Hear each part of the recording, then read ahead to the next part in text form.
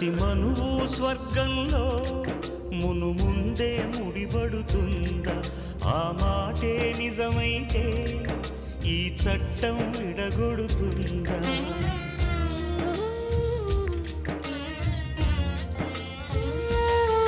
నీ రాతకు ఎంత సత్యం ఉందో చూదువు బ్రహ్మయ్యా, నీ సాక్ష్యం ఎంత విలువైందో ఓ అగ్ని చూడయ్యా.